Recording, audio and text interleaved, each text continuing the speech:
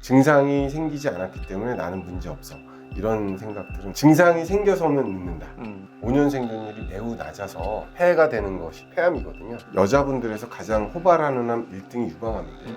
그래서 보통 하시라고 말씀을 좀 드립니다. 고령층은 내시경 검사 같은 거 좀 위험하다 이런 얘기를 들었는데 그에 따르는 부작용, 합병증 가능성, 위험성들도 높기 때문에 좀 조심하시는 게 좋겠다. 50대는 걸으면 안 되는 검사는 뭐가 있습니까? 꼭 하나를 꼽으라고 하면 검사를 꼽고 싶습니다. 저도 꼽고 있습니다.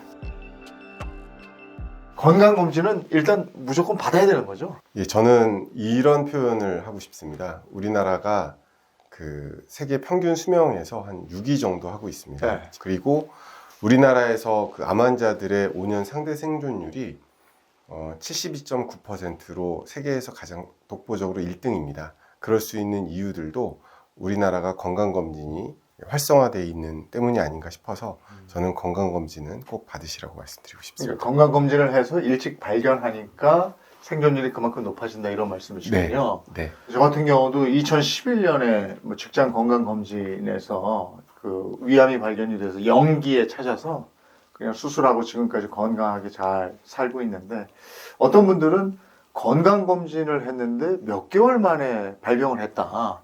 그때 왜 못 찾았느냐 이런 얘기를 하는 분들도 있는데 그렇게 되기도 쉬워요.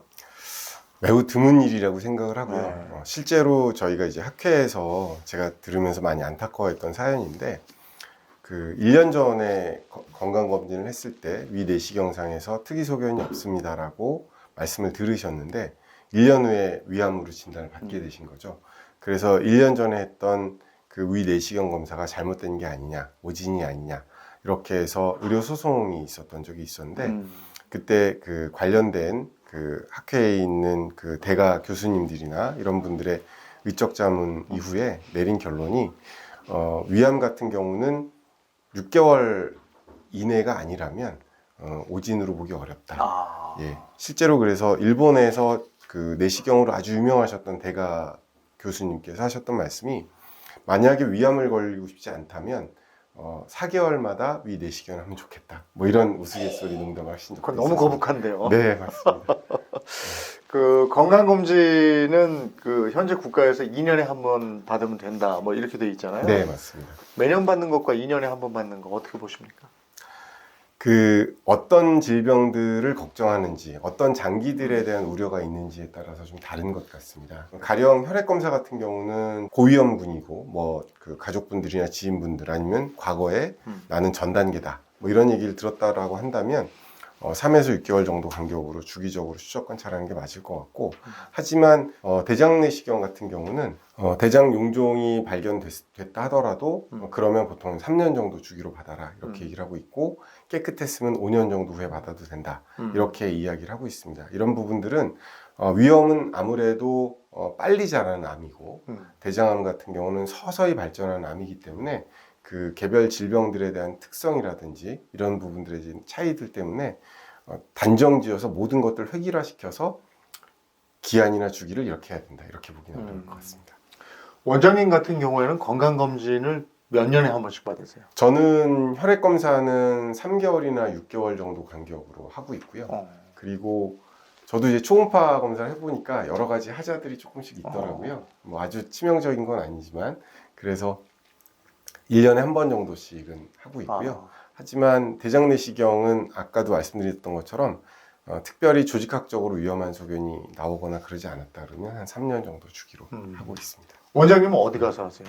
스스로 할 수는 없잖아요. 저희 병원에 또 다른 다른 원장님들이 선생님이 계시기 계시니까. 때문에 저희 병원에 하고 있습니다.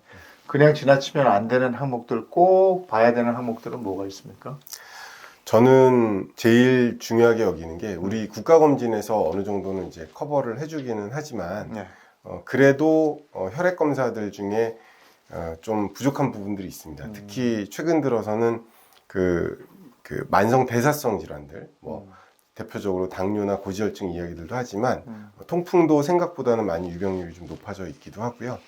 의외로 또 비타민 D는 많이 좀 부족해서 그런 부분들 때문에 고생하시는 경우들도 있어서 그런 검사들 그리고 초음파 검사들은 사실 국가에서 커버해주는 항목들이 아니다 보니까 그런 항목들 위주로 해서는 좀 추가적으로 검사를 좀 하시면 좋겠다 이렇게 생각을 하고 있습니다. 초음파 검사가 뭐가 있죠? 그러니까 여기 갑상샘 보는 거 있고, 네, 맞습니다. 그리고 그다음에 이제 여기- 그 동맥경화 여부 확인하려고 여기. 예, 피부에 가까운 경동맥 보는 거 있고요. 네. 그리고 이제 심장 초음파 있고 여자분들 같은 경우 유방 초음파 있으시고 상복부 초음파, 하복부 초음파 이런 것들이 가장 흔하게 그 실시하는 검사들입니다. 그거 다 하려면 돈이 꽤 들 텐데. 근데 워낙 그 건강 검진을 하는 의료기관들이 많이 있다 보니까 네, 네. 경쟁들도 제법 치열해서 잘 찾아보시면 아. 비교적 합리적인 가격에 아. 받으실 수도 있으실 겁니다. 유방 초음파 말씀하셨는데 여성의 경우에 유방 초음파하고 저 유방 촬영 있잖아요. 네. 어느 게 더 정확한 거예요? 무엇이 더 정확하다라기보다는 상호 보완적이라고 보시면 좋을 것 네. 같습니다. 유방암 환자분들이 생각보다 정말 많습니다. 우리나라 같은 경우는 여자분들에서 가장 호발하는 암 1등이 유방암인데요. 그래서 보통 그 자가검진을 잘 하시라고 말씀을 좀 드립니다. 자가검진은 그 샤워하시고 나서 양쪽 겨드랑이부터 시작해서 이렇게 원으로 이렇게 점검해 보시면서 혹시 뭐가 만져지는 게 있는지 이런 것들을 확인하는 그 자가검사법인데요.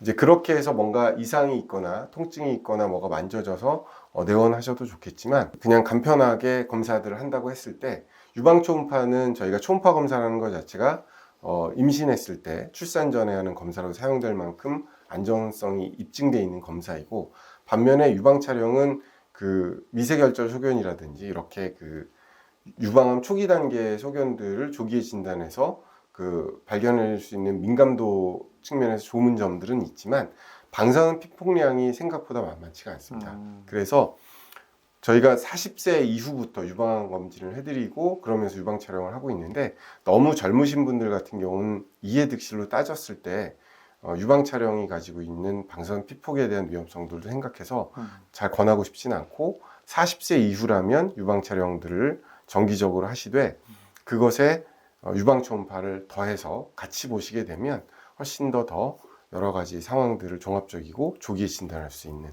그런 의미가 있을 것 같습니다. 나한테 별 이상이 없는 것 같은데도 갑상선 검사나 뭐 심장 초음파나 이런 걸 해야 됩니까? 제 얘기를 좀 드리면요.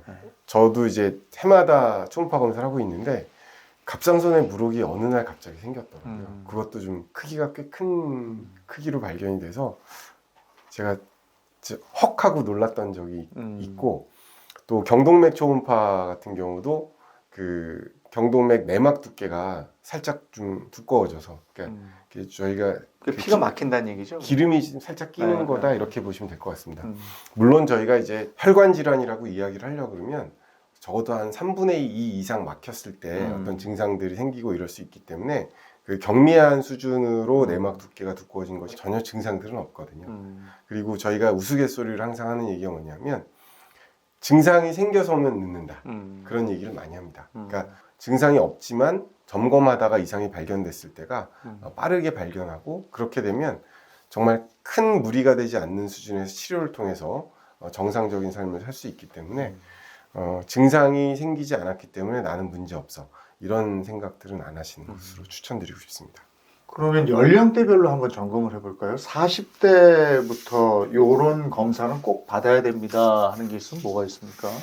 40대는 일단 국가검진에서 네. 생애전환기 검사라고 해서요. 그 평상시보다는 조금 더 많은 항목들에 대해 검사를 해주기도 하고 특히 최근 들어서는 그 정신건강에 대한 부분들도 중요하기 때문에 그런 부분들까지 전체적으로 다 해드리고 있습니다. 지금까지는 내가 하고 싶은 대로 살았다면 40대부터는 그 몸이 아무래도 못 따라갈 수 있거든요. 내가 하고자 하는 것들을 조금 좀 조절해야 되는 수가 있기 때문에 그런 부분들 관련해서의 전반적인 상황들을 좀 점검해 보시는 쪽으로 추천드리고 싶습니다. 40대 여성의 경우에는 또 더 할 항목이 많지 않습니까? 40대 여자분들 같은 경우는 이제 빠른 분들 같은 경우는 이제 갱년기 증상이 오시기도 하고 그 월경 주기가 이제 불규칙해지기도 하시고 또 이제 40대에서 폐경을 맞으시는 경우들 꽤 많이 있는데 그러면 이런 부분들에 대해서 여성 호르몬 이런 부분들에 대한 점검 같은 것들이 좀 중요하고요. 그리고 그 최근에 있어서의 그 암 관련돼 있는 통계 같은 것들을 볼 때 그 갑상선암이나 유방암 그리고 자궁경부암 이런 것들은 비교적 젊은 여성분들에게 호발하다가 50대 이후가 되면 그런 분들의 빈도들이 좀 많이 떨어지는 것으로 되어져 있습니다. 그래서 그 폐경 전후 관점에서 그 검진을 받아야 되는 항목들이 그 전에는 제가 조금 전에 말씀드렸던 그 호발 질환들 위주로 했다가 이후에는 오히려 그 남자분들하고 비슷한 항목들을 점검하고 살펴봐야 되는 그런 상황으로 바뀐다고 볼 수 있을 것 같습니다. 이번엔 50대 한번 가보겠습니다. 이 검사는 꼭 해야 된다. 50대는 걸으면 안 되는 검사는 뭐가 있습니까? 물론 모든 검사들을 다 하실 수 있으면 좋겠지만 저는 꼭 하나를 꼽으라고 하면 비타민 D 검사를 꼽고 싶습니다. 비용도 얼마 들지도 않고 지금은 은퇴를 하셨는데 당시 우리나라에 노인의학을 최초로 도입하신 몇 분 안 되는 분 중에 한 분이셨는데 나이가 들수록 가장 중요한 영양소는 수분이다 라고 얘기를 하시고 그 다음으로 중요한 것으로 말씀하시면서 비타민 D 얘기를 하셨을 때 제가 살짝 놀랬던 적이 있습니다. 특히 여자분들 같은 경우는 그 비타민 D가 부족해서 뼈의 골밀도 같은 것들이 떨어지게 되면 골다공증 위험들도 좀 많이 높아지실 수도 있고요. 그리고 이번에 그 코로나 사태가 터졌을 때 코로나가 어떤 분들한테 잘 걸리고 어떤 분들한테 안 걸리는지에 대한 분석들을 해서 제일 먼저 유의미하게 나왔던 게 비타민 D 결핍이었습니다. 바이러스에 관련되어 있는 면역력들도 중요할 수 있고 또 비타민 D가 부족하면 심혈관계 질환의 유병률이 좀 높다 이런 보고들이 있어서 좀 광범위하게 가장 가성비가 좋은 검사 항목을 하나만 꼽으라고 하면 저는 비타민 D를 꼽고 싶습니다. 예. 그렇게 중요하군요. 네. 그리고 그 시기가 되면 전립선에 대한 부담도 많이 느끼거든요. 남자의 경우에요. 네네. 그때부터 전립선 검사, 전립선도 초음파 검사하죠. 전립선 비대증은 40대에는 40%, 50대에는 50%, 60대에는 60%라고 할 만큼 아주 흔한 질병입니다. 그렇기 때문에 특별히 불편한 게 없다라면 모르겠지만 혹시라도 밤에 소변이 마려워서 잠에 깬다. 그리고 소변을 좀 과거에 비해서 지나치게 자주 본다. 그래서 일상생활이 좀 많이 불편한 것 같다. 이런 경우에는 전립선에 무슨 이상이 있는지 그런 부분들을 확인하시는 게 좋고 검사 방법은 여러 가지들이 있습니다만 보통은 전립선 초음파하고 전립선 특이항원 검사라고 하는 혈액 검사가 있습니다. 이 두 가지 검사들을 가지고 모니터링하고 추적 관찰을 하시면 좀 많이 도움이 되시지 않을까 싶습니다. 다음은 6, 70대 이제 노년으로 갑니다. 네. 이분들은 그럼 뭘 추가할까요? 60대 정도 되시면 뇌졸중에 대한 생각들을 안 할 수가 없기 때문에 적어도 한 번 정도는 확인을 하셔서 내 상태가 이렇구나는 확인을 하시면 좋겠다라는 생각이 좀 들고요. 그리고 PET-CT에 대해서 좀 말씀을 드리자면 폐암 검진이 가장 최근에 도입된 국가 암 검진 사업입니다. 네.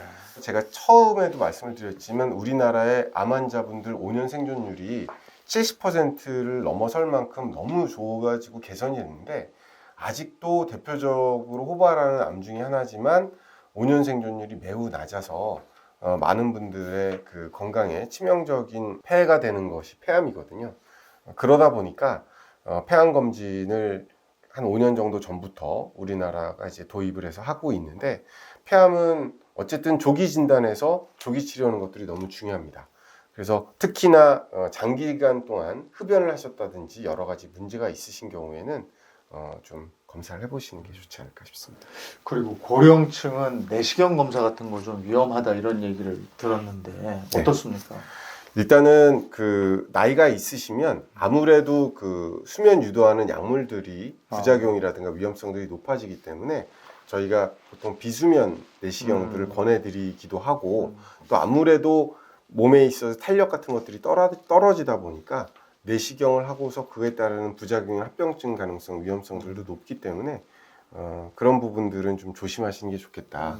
어떤 분들은 또 어차피 나는 이제 곧 죽을 텐데 뭐 필요 없어 얘기를 하시기도 하는데 살아계시는 동안에는 그 본인의 어떤 삶의 존엄성이나 삶의 질을 유지하기 위한 차원들의 훼손을 받지 않는 차원에서라도 한창 왕성하게 활동적으로 활동하던 시기만큼의 빈도는 아니지만 하셨으면 좋겠고 그렇다고 그러면 뭐 100세, 120세 가서까지 할 거냐 그런 부분들은 아니기 때문에 주치의 선생님하고 좀 상의를 하셔서 언제까지 할지 이런 것들을 좀 판단하시면 좋지 않을까 싶습니다.